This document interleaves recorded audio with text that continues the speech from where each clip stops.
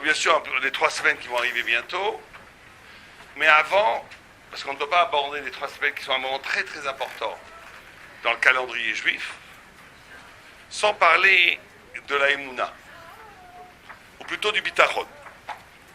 Et il y a un Teilim que tout le monde connaît, que vous avez dû sûrement lire plusieurs fois, où il est écrit Shir Hamalot le David, Hachem, Lo Gava Libi, Velo Rabu Enaim, je n'ai pas élevé mon cœur en orgueil, Velo Rabu Enaim, et je n'ai pas élevé mes yeux, Velo Alarti Bekdulot, et je n'ai pas été dans la grandeur ou la splendeur de moi. Bon, on va voir ce que ça veut dire. 4 niveaux, 4 expressions que dit David, qui correspondent après le Yerushalmi à 4 épreuves que David a traversées et qu'il a gagnées, qu'il a triomphé. 4 épreuves à voir terribles, presque inhumaines. Puisque dit Lo Gava Libi, je n'ai pas enorgueilli mon cœur. De quoi ça parle? Dit le Yerushalmi et le Midrash. De quoi ça parle? Ça parle de David Amelech, qui, à un moment donné, était le fils de... Alors, Shobo, c'est son fils. De Ishaï, son père. Shaoul fait la faute dans la guerre contre Amalek. Il ne tue pas le roi, il sauve le bétail, il perd la royauté. Dieu dit à Shmuel, immense prophète Shmuel, qui est l'équivalent de Moïse et d'Aaron, il dit à Shmuel, va chercher un autre roi. Shmuel, qui est pourtant un grand sadique, il dit, oh là là, si je vais y aller, Shaoul, il va me tuer. Il dit, t'en fais pas, je te protégerai. Bon. Il va chez Ishaï, il rentre dans Bethléem, ils habitaient Bethléem. Grand, on dit, il y a Harada, il y a un grand émoi dans la ville que le Gadol Hador arrive, imaginez, dans un petit village, arrive, Moshe Rabbeinu arrive, Shmuel arrive, Rav Shteman arrive, le Rav Shach arrive, les grands Rabbanim, tout le monde tremble. Qu'est-ce que le prophète arrive, qu'est-ce qui se passe? Il dit, je dois voir Ben Ishaï. Il doit voir Ben Ishaï. Et il va voir Ishaï. Et combien d'Ishaï avait de fils? Quelqu'un sait? 7. Tout le monde dit 7, tout le monde se trompe. Pourquoi? Mais c'est normal. Parce qu'il lui a présenté 7 enfants. Mais il ne lui a pas présenté David, qui était 8. 8, c'est le chiffre du Mashiach, au-delà de la nature. Bon. En tous les cas, David Amelech n'était pas là. Il était où? En train de garder le bétail. Pourquoi? Il était exclu. Imaginez une enfance où le Gadol Hador, Ishaï, c'était un tzaddik d'amour. On dit que c'est un des 5 qui est mort à part le Makat Anachash. Il n'est pas mort à cause du péché. Il n'a jamais péché. Et on dit, le Midrash dit que non seulement il n'a jamais péché, mais que son fils David, sa mère, qui venait de Ruth à Moabit, il a écrit dans la Torah, « Moabit lo yavo bekal Hashem ». Le Moabi, qui fait partie du peuple de Moab, n'a pas le droit de se convertir. Il peut se convertir. Il est juif, il est converti, mais on ne peut pas se marier avec lui. Donc, pendant toutes 1000 générations, ça ne change pas. Il y en a les Mitzri après 3 générations, il y a toutes sortes d'alakhot, mais les Moabis, on ne peut jamais. Et à l'époque, le Diouk a appris après que la Beddin Agadol a appris Moabi, vélo Moabite, qu'un Moabi, on ne peut pas se marier avec lui, mais une Moabite, on peut se marier. Il n'était pas clair. C'était pas clair. Donc, Ishak était un tzaddik, il a dit, je ne prends pas de ça. Il n'a pas divorcé sa femme, c'est bizarre. Il a juste écarté, il a dit, je ne te touche plus, va-t'en. Et il a pris sa servante à sa place. Mais elle, sa servante, c'était une tzadékette. Elle ne voulait pas du tout remplacer sa maîtresse. Donc, la nuit, sa maîtresse venait, et il a eu un enfant qui s'appelle David. Mais il a cru que c'était un mamzer. Parce qu'il dit, moi, je ne t'ai pas touché depuis 2 ans, et tu es enceinte. Donc, c'était un mamzer à ses yeux. C'était tellement un mamzer à ses yeux qu'il voulait qu'il meure. Vous vous rendez compte? Votre père désire votre mort. Alors si votre père est un gangster, un affreux Jojo, vous dites, bon, mon père, il y a des problèmes, on peut encore s'accommoder. Mais quand votre père, c'est le Rav Shach, c'est le Rav Ovadia Yosef, c'est le Chazoni, c'est le Chafetz Chaim, c'est plus que ça, c'est le tzaddik, et qui désire votre mort, très difficile d'en sortir par cinglé, très très difficile. Et il grandit dans cette ambiance-là. Au point qu'on dit qu'il désirait sa mort, au point qu'il a envoyé garder les troupeaux. Il dit, va là-bas, il savait qu'il y avait un lion là-bas, ou un ours. Il lui disait, va là-bas, en espérant que le lion dévore David. vous rendez compte? Et tous ses frères et tout son père le mévasaient au point où rien. Il n'a jamais mangé à la table de ses frères.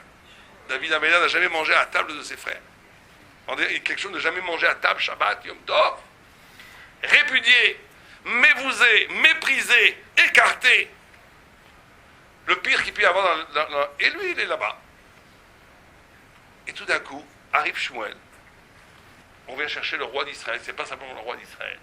C'est l'ancêtre du Messie. Et Eliab arrive, magnifique, le grand frère de David, le frère aîné. 2 mètres de haut, beau gosse, les yeux pétillants, musclé, plein de Torah, plein de Kedusha. Un juif magnifique. Shmuel, même Shmuel, qui a un syndicat, il dit c'est lui le roi. C'est sûr que c'est lui, il a la prestance du roi d'Israël. Il a la Kedusha du roi d'Israël. Et Dieu lui fait une réprimande. Il dit, les yeux des hommes ne sont pas comme les yeux de Dieu, tu vois de travers. Marassou, je ne veux pas de... Ah bon, excuse-moi. Premier, deuxième, troisième, 7 personnes. Et à ce moment donné, il lui dit, où est l'autre? Et lui, tellement il croit que ce n'est pas son fils. Il dit, Itamu, dans le passage qu'il écrit, Itamu, dans Shmuel Tetzain, Shmuel Aleph Tetzain, il dit, il n'y en a plus. Shmuel dit, impossible, il n'y en a plus. Dieu m'a dit qu'un de tes fils est le roi d'Israël. Tu me dis, montre cette là, c'est pas eux, il y en a un autre. Alors lui, il commence à se réveiller, il dit, oui, alors peut-être David, mais jusqu'à maintenant, bon, alors c'est peut-être mon fils, Minachamem, je sais que c'est mon fils, c'est une bonne nouvelle. Mais c'est bizarre. Un mamzer, roi d'Israël, c'est bizarre. Il dit, je ne bouge pas d'ici tant que vous n'allez pas le chercher. Ils vont chercher David, il le voit, tout de suite, il voit que c'est le roi d'Israël. Et il le désigne il le désigne comme roi d'Israël. Imaginez quelqu'un qui passe du mépris le plus radical, d'être répudié toute sa vie, et tout d'un coup, qui est l'élu non seulement d'Israël, mais de l'humanité entière. Imaginez qu'est-ce qu'il aurait fait, n'importe qui, qu'est-ce qu'il aurait fait?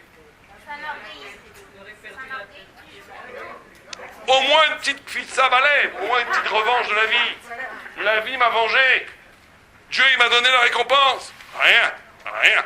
Lo Gaba Libi, dit le Midrash, que même une accélération cardiaque, il n'a pas eu. Rien. Comment c'est possible? Comment c'est possible une chose pareille? Parce qu'il était dans les mains de Dieu. Il y a une façon de vivre. Il y a 2 façons de vivre. Il y a une façon de vivre comme un tzaddik et le reste de la population planétaire. Le tzaddik, il est comme un bébé dans les mains de sa mère. Le bébé dans les mains de sa mère, la mère, elle peut traverser les bombardements à Caen, à la fin de la Seconde Guerre mondiale, elle peut traverser Berlin en fumée, elle peut traverser ce que vous voulez. Le bébé, il est dans l'extase du bain de sa mère. Il n'est pas modelé ni influencé par les événements qui sont extérieurs de lui. Il est avec Dieu. David, et c'est pour ça qu'il s'appelle David. David Améler, qui est Moab, et c'est pour ça que c'est le Mashiach. Il a su transformer tous les ténèbres en lumière. Il a su faire de tout ce qui voulait le tuer quelque chose qui le rendait plus fort. Il a fait de tous les événements qui voulaient sa mort un surplus de vie. Et ça, c'est l'essence du juif messianique. David Améler qui vient de Moab, qui était Moab, c'est même tête charré Touma, dit le Gaon de Vilna. Moab, c'est même allez, Vav Bet, ça fait 49. 49 portes d'impureté. On aurait pu trouver quelque chose de mieux pour le Mashiach d'Israël, non. Parce qu'il faut justement que le Messie puisse transformer tous les ténèbres en lumière. Il vient de Yehuda, qui est la plus noble des tribus, mais il vient aussi de Moab, qui est le pire des peuples. Et il peut, grâce à cette combinaison, sanctifier toute la matière, tout l'univers, tous les niveaux de l'être, et c'est ça être le Mashiach. La Gemara, elle dit que Shaoul est tombé parce que Enbo Dofi, il était trop noble, trop élu, trop classe. Il n'avait aucun rapport avec le mal. C'est très bien, mais ça ne peut pas être un Mashiach. Un Mashiach, il transforme le mal en bien. Il transforme le mal en bien, il transforme ce qui veut le tuer. Tout ce qui ne tue pas David le rend plus fort. Mais ça, c'est parce qu'il est avec Dieu. Il est dans les mains de Dieu. Donc rien, aucun. Alors ça nous apprend un premier principe. Et ça, c'est déjà un niveau extraordinaire, c'est le premier niveau le plus bas. On va voir les 3 autres niveaux. C'est inhumain. Mais en tous les cas, nous, on doit tendre vers ça. Le premier niveau, c'est qu'on ne peut pas réussir dans la vie spirituelle si on n'est pas capable d'avoir une relation d'identification de soi. C'est pas des grands mots, c'est pas chouette. Comment je me vois moi-même? Si on est structuré par le regard des autres, structuré par la société, structuré par je confirme que j'ai réussi quelque chose ou raté quelque chose par rapport à ce que les gens disent autour de moi, on n'a même pas commencé le travail spirituel. Le premier travail spirituel, c'est d'être avec Dieu. Ça veut dire de se définir soi-même, de donner l'estime de soi, l'amour de soi-même, par rapport à une adéquation avec le Ratson Hashem, avec la volonté divine. C'est ça, réussir sa vie. Ce n'est pas des gens qui sont en Rolls-Royce qui ont réussi leur vie. La plupart des gens qui sont en Rolls-Royce, c'est des ratés. Ils ont raté leur vie. Réussir sa vie, c'est de vivre une vie qui est en conformité avec la volonté de Dieu, un, et deux, que la noblesse intérieure, que l'estime de moi, que l'amour de moi-même, comme le Sava Michael dit que c'est essentiel dans le travail des Midot, l'amour de soi, l'estime de soi. Mais pas en termes d'orgueil, en termes d'estime de soi parce que je suis l'enfant de Dieu qui fait sa volonté. C'est comme ça qu'on bâtit le premier pas spirituel. Et c'est comme ça que passe d'ailleurs, derrière Hagav, toute l'éducation des enfants. Un enfant qui sent que les parents formulent des programmes moraux, des paroles édifiantes, morales, qui sont structurées par le désir de correspondre à une certaine société, ça passe pas, ou ça passe mal. Ça fait des hypocrites ou ça fait des révoltés. Ça ne fait pas des Ben Torah. Un Ben Torah, c'est quand l'enfant sent que les parents sont fidèles à une vérité et qu'ils sont prêts à sacrifier pour cette vérité. C'est ça l'éducation, c'est la clé de l'éducation. C'est le premier niveau. Je suis avec Hachem. Deuxième niveau. Vélo à Moenaim. Alors là, c'est encore très fort. Puisque nous avons là une scène incroyable. Parce qu'à l'époque, les Philistins étaient les Palestiniens. Rien n'a changé. Ils étaient à Haza, ils envoyaient des flèches. Aujourd'hui, ils envoient des flèches. Pareil. Rien n'a changé du tout. On est dans le même film. Les Philistins qui étaient à la bande d'Azeshka, Ashkelon, ils avaient même plus d'endroits. Ils nous embêtaient. Et ils faisaient la guerre. Pareil. Les attentats, pareil. Les minarotes, pareil. Mais eux, au moins, ils n'étaient pas Hamar comme le film palestinien d'aujourd'hui. Ils ont dit, au lieu de se faire la guerre, prenons votre héros et notre héros. Ils savaient même si c'était des idolâtres, des païens. Ils disent, de toute façon, la guerre, qui c'est qui la gagne? C'est Dieu qui décide. Enfin, c'est les forces. Eux, c'est pas Dieu, c'est les forces supérieures. Nous, c'est Dieu, eux, c'est les forces supérieures. Donc, au lieu qu'il y ait 100 000, ils étaient 100 000 guerriers contre 10 000 guerriers juifs. Mais 10 000 guerriers beaucoup plus forts qu'eux. Donc, ils savaient que la 50 000 allait y passer, mourir. Donc, pourquoi faire un tel carnage? On vous présente notre héros. Vous nous présentez votre héros. Celui qui gagne, on est votre esclave. Si vous gagnez, votre héros gagne notre esclave. Et réciproquement. Comme ça, il y a un mort et tout le monde est content. Les Juifs, ils ont dit pas bête. Ils ont raison, c'est mieux. Alors d'accord, on signe ici le contrat avec les généraux des deux camps. Tout le monde est d'accord. Tout le monde fait la fête. On est content. On prépare le terrain pour le combat des deux héros. Tout d'un coup, il avait caché, Goliath arrive. On n'a jamais vu un être comme ça dans toute l'histoire. 2,70 m de haut, d'après le village. Que de muscles. Avec une armure de cascassim. Un monstre, un tank ambulant. En plus, il était méloumad, comme ça dit le Rhin, méloumad dans les combats. C'est pas qu'un gros. Quelqu'un très svelte, très fort. Que du muscle, une bombe atomique. Et il avance comme ça. Et devant, derrière eux, 100 000 soldats qui hurlent. Imaginez la vision. Un homme impressionnant, un tank ambulant qui arrive et 100 000 personnes qui hurlent derrière. Tous les juifs qui voient ça, qui c'est qui va être les héros? Même les plus flammes, les plus forts, les plus... On ne peut pas. Il va nous écrabouiller comme un moustique. Personne ne peut. 40 jours d'humiliation.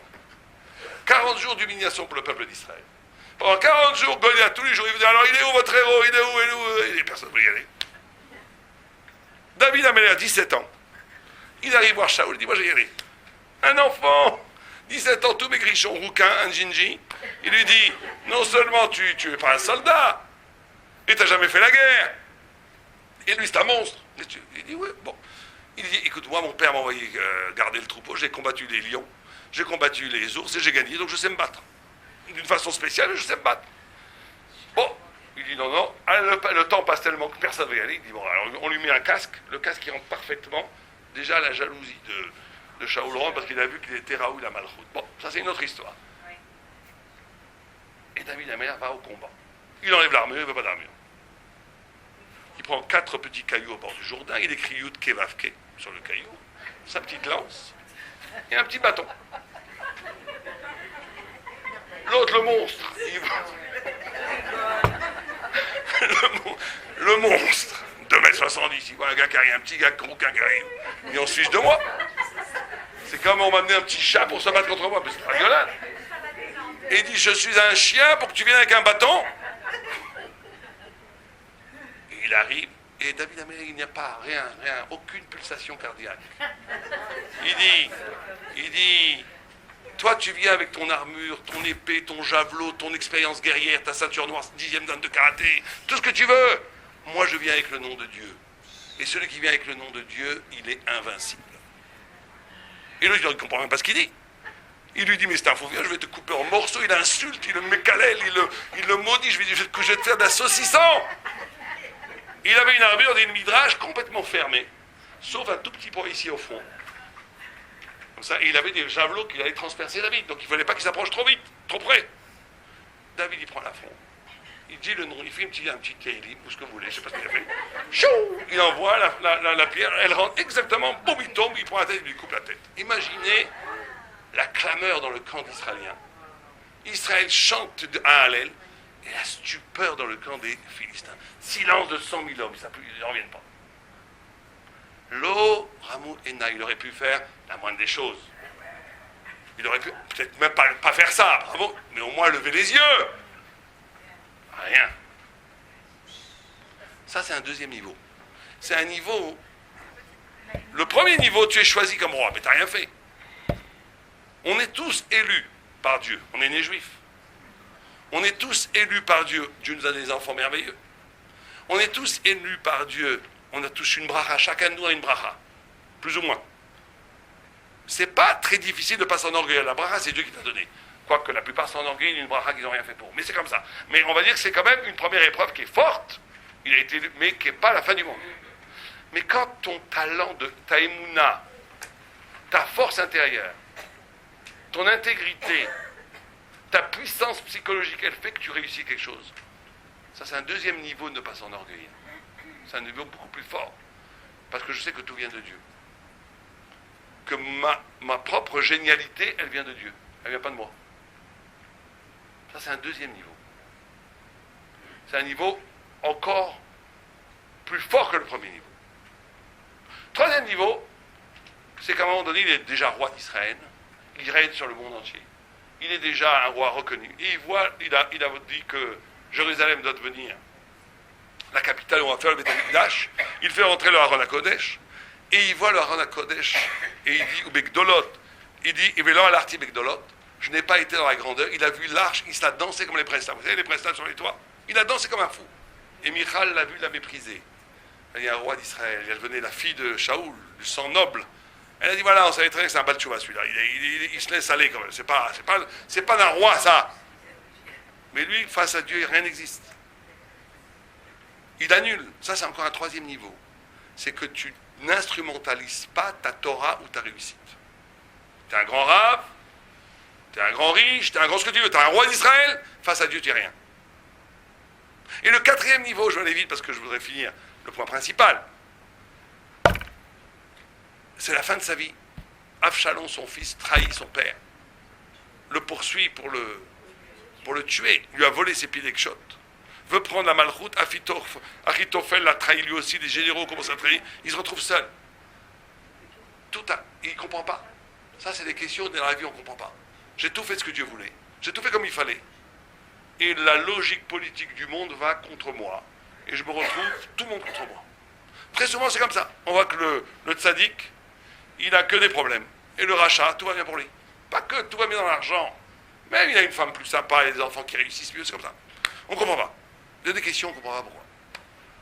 Et à ce moment-là, quand il se sauve devant son fils, Avshalom, Shimi ben Gera, qui vient de la famille de Shaoul, l'insulte et veut le Mekalel. Et un de ses généraux fidèles à David va aller lui couper la tête. Il lui dit, non, c'est si m'insulte, c'est que Dieu m'insulte. Il a raison. Laisse-le tranquille. Ça, c'est un niveau où tu acceptes, pas simplement dans la réussite, dans le bonheur, même quand les malheurs arrivent, même quand rien ne va plus, même quand la logique ne fait pas de sens. Ça fait aucun sens qu'un enfant de 25 ans va faire un migvé dans une main, on le tue. Quel sens ça fait? À quoi ça sert? On pourrait presque poser la question à Dieu, à quoi ça sert? À quoi ça sert toutes ces victimes de gens qui meurent? Ça va faire avancer ce public, ça va avancer rien du tout, on ne comprend pas. Et des gens qui ont la maladie et qui meurent, à quoi ça sert? Et tous les malheurs du monde, à quoi ça sert? Ça sert à rien qu'on fasse venir le Mashiach. Si, ça sert, tu sais pas. Ça sert à quelque chose, tu sais pas. T'acceptes. Ça, c'est le niveau de l'Emouna le plus haut. C'est le niveau de Shtok. Quand Moshe Rabbeinu, Dieu dit à Moshe Rabbeinu, Shtok, tu ne peux pas comprendre. C'est au-delà de l'intelligence, au-delà de la compréhension, au-delà du Achorma. C'est le niveau de Ratson, Hachem. Ça, c'est une Emouna plus haut que tout. Donc ici, David a traversé les 4 niveaux. Et c'est pour ça il y a 4 niveaux. Donc, 1, ne pas s'enorgueillir de ce que Dieu nous a donné. 2, ne pas s'enorgueillir de ce que je réussis à faire. 3, ne pas devenir un idiot, parce que chaque fois quand on vieillit, on devient un idiot, parce qu'on a un statut, on devient un juge reconnu, un dayan, un rosh hashanah, on devient idiot. Pourquoi? Parce que ça devient, je m'identifie au kavod de ma fonction. Donc devant Dieu, annule tout ça. Devant Dieu, danse. 4, même quand tu ne comprends pas la logique divine, tu l'acceptes avec amour. Ça, c'est les 4 niveaux de l'bitachon et de la émouna. C'est le programme que chaque juif a devant lui toute sa vie. Maintenant, on pourrait dire, mais ça veut dire que David, il est arrivé à un niveau de désintéressement total. C'est-à-dire qu'il arrivait à ne plus être touché par rien. Est-ce que c'est ça que la Torah demande? Vous savez qu'il y a des philosophies qui s'appellent le stoïcisme, ou une religion qui s'appelle le bouddhisme, Immarchemam, qui quoi? Qui disent, comme ça, qui se travaillent toute leur vie à être indifférents à la souffrance et au bonheur, parce qu'ils ont un principe que tout ce qui ne dépend pas de ma volonté, ça serait idiot de m'identifier, de donner force à ça. Ce qui ne dépend pas de mon identité, mais indifférent, de ma volonté, mais indifférent. Parce que si je commence à donner de l'importance à ce qui ne dépend pas de ma volonté, je vais devenir une boule qui va être le jouet du destin. Donc je suis indifférent au bonheur, au malheur, je suis indifférent à tout, et je suis dans la splendeur du recueillement intérieur. C'est bien ça? Pourquoi c'est pas bien?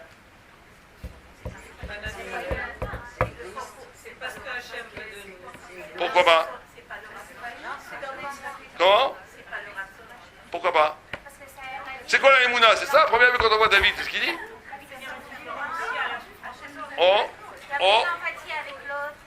Ah, il y a 2 problèmes. Il y a un, que ce genre d'exercice spirituel et philosophique détruit l'éthique dans le rapport à l'autre, la souffrance pour l'autre. Et ça, c'est un grand mystère. Parce que d'un côté, on doit dire Gamzoul et Tova, tout est pour le bien. Et d'un côté, celui qui dit Gamzoul, quelqu'un reçoit une brique sur la tête, il dit Gamzoul et Tova, c'est un rachat. Bah oui. Si votre copain reçoit une brique sur la tête, tu dis Gamzoul et Tova. C'est pas un tzaddik, ça c'est un rachat. Ah, mais d'un autre côté, tu dois prendre Gamzoul et Tova. Donc on te demande d'être schizophrène.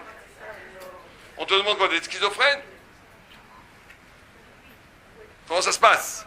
Celui qui n'a pas de sensibilité pour l'autre, c'est un rachat. C'est pas un tzaddik. Ah, il dit, c'est bien. C'est comme ça. C'est un rachat, c'est pas un tzaddik. Mais celui qui se plaint toujours, c'est aussi un rachat. Donc comment on fait? Bon, on va voir. Ça, c'est le premier problème de l'attitude stoïcienne. Il y a un deuxième problème, c'est que la Gemara, elle dit comment elle définit l'homme. Dans la création de l'homme, il y a 2 yud. Il y a une faute d'orthographe dans la Torah. Kebichol. Dans toute la il y a un seul yud. Pour l'homme, avec 2 yud. Pourquoi 2 yud? Plusieurs Yatzera, top, bien, mal, elle refuse ça. Elle dit que même chez les animaux, il y a le bien et le mal. Donc c'est pas ça. L'homme, la femme, peut-être. 2 mondes, il y a Olamaba, Olamazé. Et 4e réponse, un écartèlement, l'anti-stoïcisme. Oi! Ces 2 yud, c'est 2 cris de oi! Oi, si je suis qu'avec mon corps, mon âme se venge, je suis triste. Oi, si je suis qu'avec mon âme, mon corps se venge et m'envoie des mauvaises idées. Comme ça, Rachid dit. L'homme est un écartelé perpétuel. Donc là, on ne comprend plus rien. D'un côté, on te dit David Améler, tellement dans son isolement splendide avec Dieu, comme un bébé dans les mains de sa femme. Rien ne le touche. Il est dans les bras de sa mère. Il est dans l'extase totale. Et de l'autre côté, on te dit non.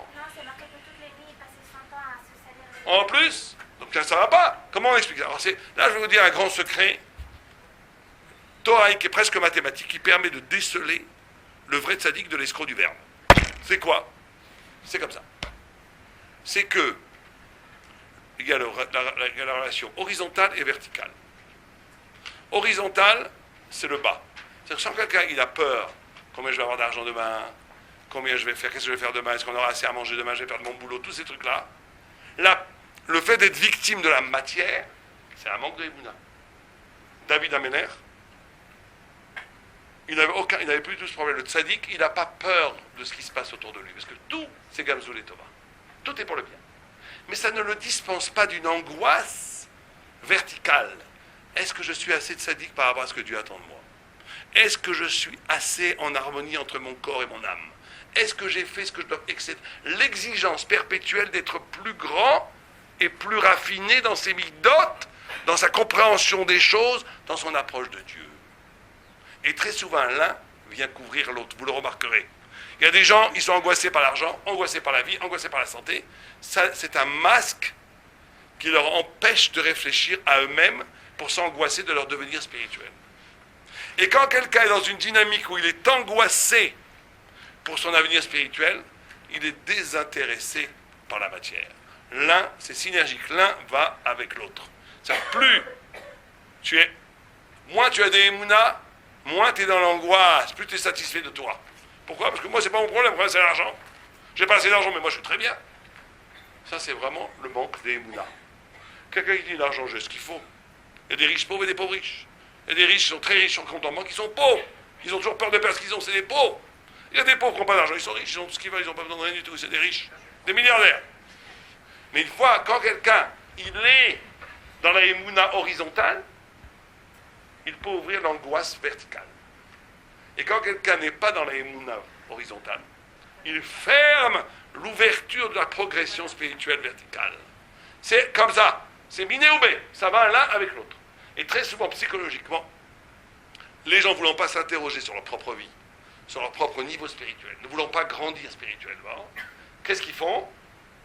Ils s'angoissent sur des choses périphériques de leur existence pour masquer leur manque de vie spirituelle. Donc ils se créent des angoisses. Est-ce que j'ai assez d'argent? Est-ce que j'ai assez de santé? Est-ce que je vais mourir? Blablabla. Toute la journée en train de parler des problèmes pour ne pas parler du vrai problème. C'est toi, qu'est-ce que tu as fait de ta vie face à Dieu? Donc c'est pas du tout contradictoire. David Améler, il a la émouna totale dans la dimension horizontale. Tout ce qui arrive est dans les mains de Dieu. Les gloires comme les chutes. La réussite comme les malheurs. Tout est bien. Ce qui ne dépend pas de moi, c'est très bien. Je ne suis pas instrumentalisé par le monde qui m'entoure. Je ne suis pas modelé par la matière, je suis modelé par Dieu. Je suis dans les mains de Dieu. Tout va bien. Et la réussite, c'est Dieu, c'est pas moi. Les malheurs, c'est Dieu, c'est pas tout est pour le bien. Mais ça lui donne une liberté maintenant de réfléchir, de s'angoisser pour lui-même. Et de dire, est-ce que moi j'ai réussi à grandir? Comme Matam Igu Maasa le Maasa Rotai. Quand est-ce que mes actes vont arriver à ressembler aux actes de mes pères? Quand est-ce que je vais enfin répondre à la vocation, à l'énigme de pourquoi j'ai été créé? Et l'un cache l'autre ou l'un révèle l'autre. Ça va ensemble. À partir de cette émuna-là, on rentre bientôt dans les 3 semaines. Vous savez que les 3 semaines durent combien de temps? 3 semaines. Combien de jours? 21. Il y a combien de lettres dans l'alphabet? Donc ça dure combien? 22. Il y a 22 jours si on compte Shabbat, il y a 22 jours. Pas 21, 22. Comptez bien, vous aurez 22 jours. Quel rapport entre l'alphabet et les 22 jours? Qu'est-ce qu'on lit à Tisha B'Av? Quand vous prenez la Megillah Echa, il y a combien de chapitres? 5. 5 chapitres ont les 5 livres de Torah. Dans chaque verset, il y a combien de versets? Dans chaque chapitre, il y a combien de versets? 22. Dans le premier verset, regardez sur Echa Aleph, Bet, Gimel, Dalet, et tout, jusqu'à, c'est très beau à voir, tous les versets, les 22 premiers versets du premier chapitre de Echa, sont les 22 lettres de l'alphabet. Deuxième aussi, troisième aussi, quatrième aussi. Cinquième, Bilboul. Tout est mélangé. Pour montrer que le Chorban le Chorban du Beth Amikdash, du temple de Jérusalem, est avant tout un Chorban du quoi? De l'esprit, de la Torah, du date. Un Chorban du date, qui est en vérité un Chorban de la Emouna. Mais alors, où est-ce qu'est signifié dans le livre lui-même l'origine du Chorban à date? Dans le 2e chapitre, 3e chapitre, 4e chapitre. Regardez, c'est magnifique à voir. C'est qu'à ce moment-là, au premier chapitre, c'est complètement Aleph, Bet, Gimel, Dalet jusqu'à Tav. Dernier chapitre, c'est Mebalbel. C'est mélangé pour te montrer Bilboul. Numéro 2, numéro 3, numéro 4, chapitre. C'est Aleph, Bet, Gimel, Dalet, Heva, mais il y a un moment donné où ça change. C'est le Aïn et le P. Normalement, le Aïn est avant le P. Là, le P est avant le Aïn. Comme si la racine de tous les malheurs, de tout le manque de Emouna, le manque de Bitarol et le manque de date, venait du fait qu'on devançait le P. P en hébreu, c'est quoi? La bouche. Aïn, c'est quoi? Les yeux. Donc on a révélé que le malheur de la vie, c'est quand la bouche parle avant les yeux. Quand la parole est avant le regard. On m'aurait demandé quelle était la racine du mal, j'aurais dit la jalousie, je sais pas moi, la tavote, l'orgueil. Non. La racine du mal, ça, l'orgueil, tout ça, c'est que consécutif.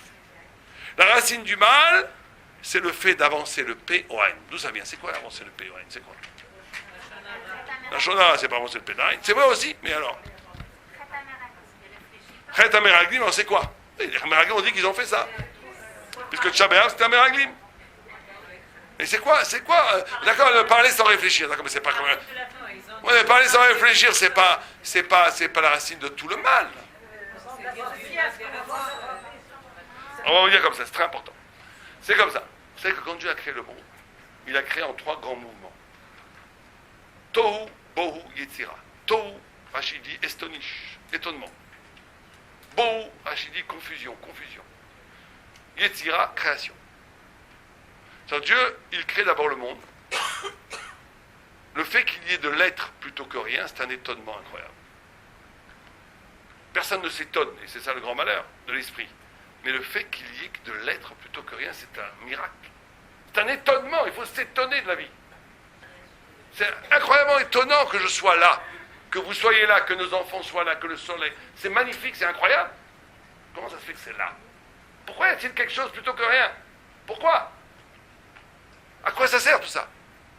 Le Chazon Ish, il disait, il ne comprenait pas les gens. C'est comme quelqu'un, il naîtrait dans un château. Il se réveillerait un matin dans un château. Dans un joli lit. Une magnifique table avec des fruits, des gâteaux, une cheminée allumée. Un château magnifique. Et il se lèverait. Il resterait la figure, s'asseoirait, commencerait à manger, se prendrait, aller dormir sans se poser de questions. Sans se poser de questions. Il dit, cet homme est fou! Eh bien, on est tous fous, parce qu'on est tous dans le château qui s'appelle le monde, la cheminée, c'est le soleil, la nourriture, c'est ce que Dieu nous donne, et on ne se pose pas de questions. L'étonnement, c'est la base de tout. Pourquoi est-il étonnement? Parce que normalement, il ne devrait pas avoir le monde créé. Parce qu'il y avait un autre milvado que Dieu. Donc Dieu, pour créer le monde, retire sa lumière pour donner un espace, pour créer un néant. Un néant. Où dans le néant, Dieu va créer le monde. Étonnement, qu'est-ce que fait ce monde au milieu de la lumière de Dieu? Cet étonnement doit amener un bitboul. Le risque d'être bouleversé, de ne plus rien comprendre, qui amène après la création. Ça veut dire que tout acte de connaître, il est obligé de passer par ces 3 moments. La plupart des gens, ils n'apprennent pas. Ils ont appris quand un enfant, il est obligé de faire ça. Un enfant, il est obligé il est étonné que ça le brûle, le feu, il comprend. Alors, ce nouvel élément qui rentre dans sa tête bouleverse tout ce qu'il savait avant, parce que c'est un nouvel élément. Donc ça bouleverse toute la construction de ce qu'il savait avant. Et après, il est obligé de recréer un nouveau système qui s'arrange avec le nouvel élément. C'est comme ça connaître. C'est ça connaître. Connaître, c'est s'étonner, c'est accepter quelque chose, une altérité, quelque chose que je n'avais pas dans mon identité, dans ce que je connaissais, l'intégrer dans mon esprit, c'est nouveau. Ça me fait une confusion dingue, ça me fait une pagaille. C'était pas prévu ce truc-là. Bon, mais comme c'est la réalité, je rentre, ça fait une confusion et après je recrée tout. Tohu, Bohu, Yetzira. C'est comme ça. La plupart des gens, ils arrêtent ça à 10 ans, 9 ans. Ils ont un petit programme dans la tête qui marche, ils ne s'adonnent plus. Ils ont assez d'informations pour pouvoir filtrer toute la réalité selon des préconnaissances. Le gars qui est génial, à 14 ans, il arrête. Le très intelligent, 18 ans, le Talmid Chacham, il n'arrête jamais. Il grandit toujours.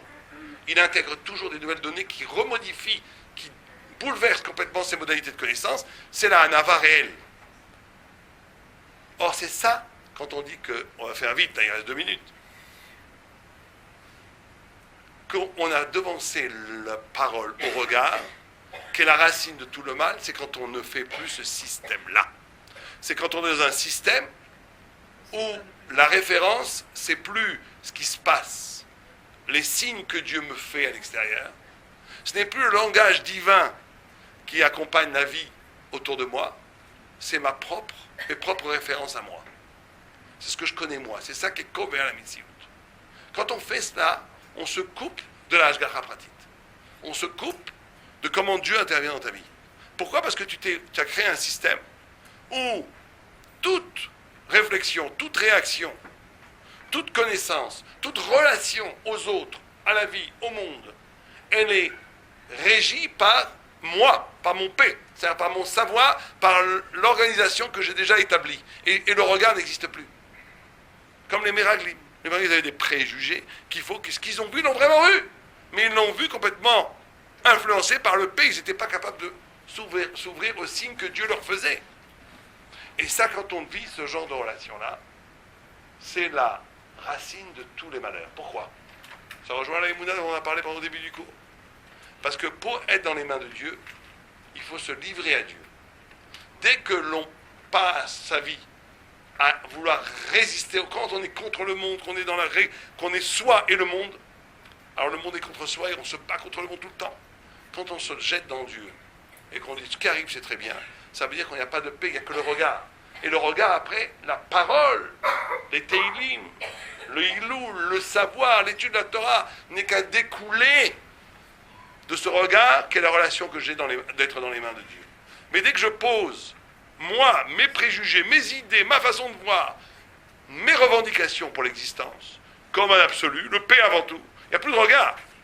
Il n'y a plus que moi. Donc je suis coupé d'Hashgacha Pratit. Il n'y a plus d'Hashgacha Pratit. Il n'y a plus de providence personnelle. On est livré à une confrontation entre nous, le monde, et nous et les autres, qui broie en vérité à la fin, qui broie la personne, qui tue la personne.